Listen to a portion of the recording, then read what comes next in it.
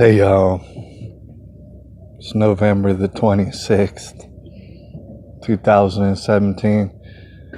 And y'all, I wanted to holler at y'all and deliver some of my thoughts, my particular thoughts on this lady fresh on the scene, as I'm aware. I really just heard of her by the name of Cherokee.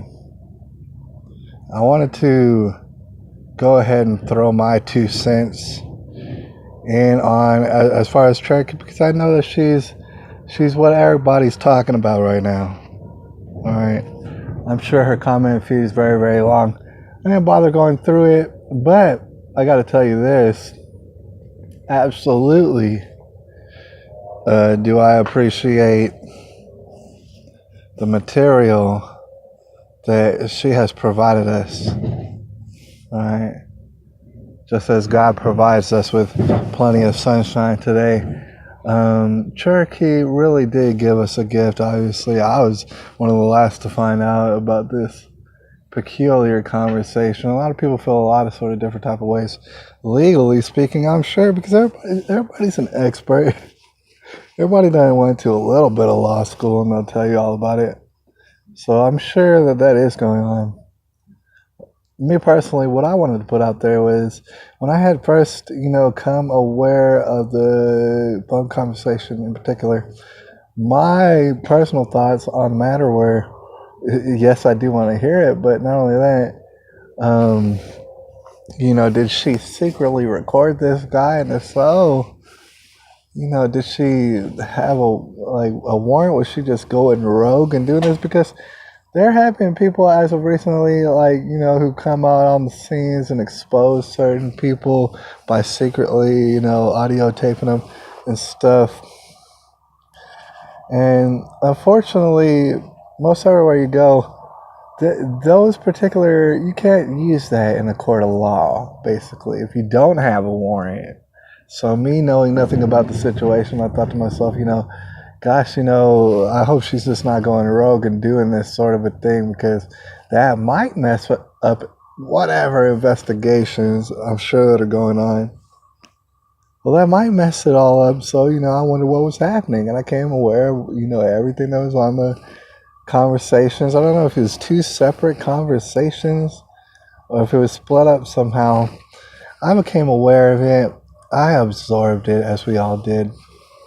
All right, I very much appreciate it. And come to find out, if I understand correctly, all right, because I went ahead and I saw, some of Cherokee, I saw her videos where she's testifying exactly what kind of questions people are having for her, what kind of concerns. She goes ahead and addresses them. And according to Cherokee's testimony, she said that this particular footage was available to the police. It's like they oversaw it, basically, if I'm understanding correctly. And for whatever reason, they decided not to use it. Now, the thing is, Cherokee would agree. I think it's fairly obvious to see that nothing on the conversations was a deal cincher. You know what I mean? There was no kind of confession or anything like this. All right. And I want to discuss that real quick because, like I said, this particular leak, whoever leaked it, you know what I'm saying? They really dropped a gem on us, because this footage that people have been analyzing, I'm sure, it doesn't lead to a conviction in a court of law. But what I'll tell you is this: if you have half a brain, and that's how simple the situation is becoming. If you have half a brain, of course he did that. Of course he has some sort of sexual perversion. Anthony Lee Rogers, of course he does. It's obvious. In that conversation alone, he's making it very obvious. Right? He's saying things that are very peculiar. You might say, well, you can't find someone guilty for saying peculiar things. In a court of law in America, no, you can't. And I'm actually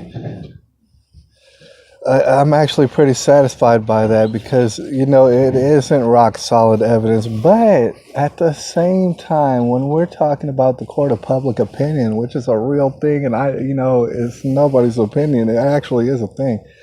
The court of public opinion, they took this evidence, they gobbled it up, all right, and they understand without a doubt, there's not any sort of doubt that Anthony Lee Rogers has some sort of affinity for children. Of course he does. All right, and he's going to try and tiptoe his way into the dang background. It's not going to work. Your ball's falling off, right? Your dick don't work, and everybody knows it. All right, I don't care where you go. People are going to know where you're at. All right, you ain't never going to live this down. Ever, dude. All right? So, I'm very appreciative of Cherokee's work. Thing is, I also want to add this. I don't know how she got involved in this whole situation, Cherokee.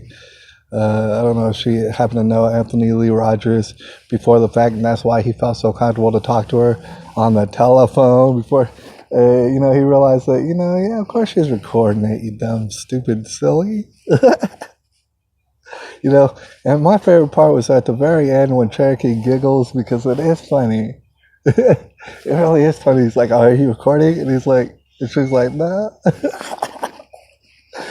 But anyways, the thing is, it was all very fantastic. It was very well delivered. And the thing is, Cherokee, I saw her talking about it, and like I said, I don't know how she got involved in this whole situation, but she referred to her job, her performance, as something of amateurish, and I could definitely see what she meant by that. It is very nitty gritty. It's amateurish in a sense, but at the same time, I gotta just interject that I saw something in it. To be honest with you, and I very much enjoyed the style in which Cherokee had during the whole phone conversation because and we can make a whole different other series of videos about it, but Cherokee is dealing with a balls to the wall narcissist, like a complete total narcissist.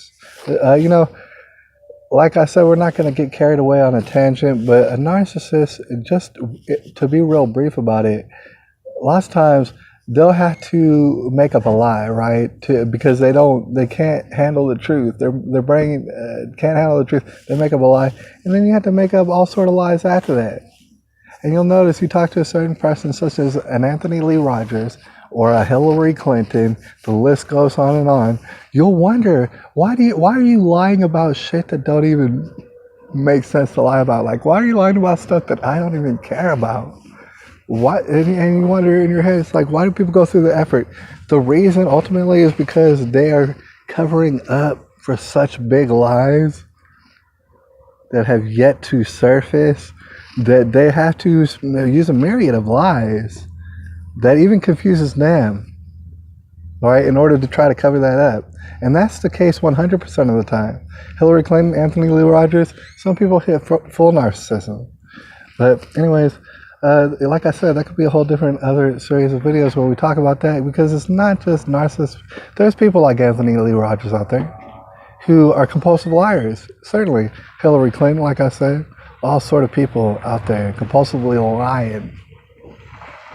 All right, this guy's trying to pull in, but I forgot what I was trying to talk about. Basically, what I was trying to say is this: those people out there, they're certainly narcissists to the point of being monsters and tearing apart people's lives.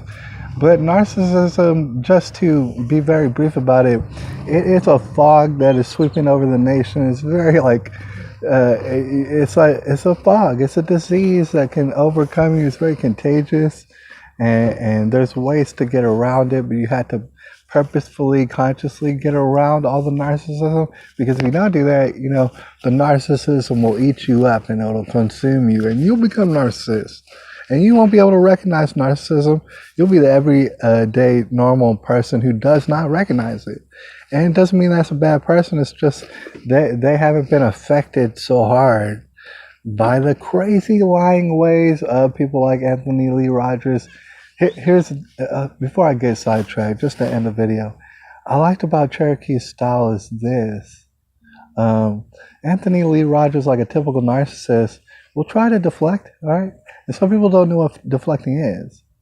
Like, some people don't know how to handle it, and they play right into the person's hands. So Anthony Lee Rogers was trying to deflect amongst other things. But what I liked about Cherokee is she was not having it. I don't know if she knew what deflection was already and she already seen this. It wasn't her first rodeo, but she was not having it. Like, basically, she would ask a question. Anthony Lee Rogers would fucking just say whatever bullshit came to his head. And then she'd be like, no, I asked you a question and you're going to freaking answer it. That's the way an interview goes. That's not a debate. I don't think anybody there thought it was a debate. It's very much an interview. And so, Cherokee asks the questions. Anthony tries to skirt the whole situation. And then Cherokee asks the questions again, right? Because, in this particular case, I think she was very much keeping to the heart of the matter and refusing to be sidetracked about it. And I like that. I think it's something that was coming very naturally out of her. And, if that was something that she chose to pursue, I could definitely see why. You know what I'm saying? It seems like something of a calling, something I don't know if she would continue to do this sort of stuff, but for whatever reason, she's become involved. And, you know what I'm saying? I think she's got some spunk, if you know what I'm saying. It's like, I think she's got some fire in her. We'll see what happens. We'll see where that goes. Anyways, I'll holler at y'all. It's November the 26th, 2017.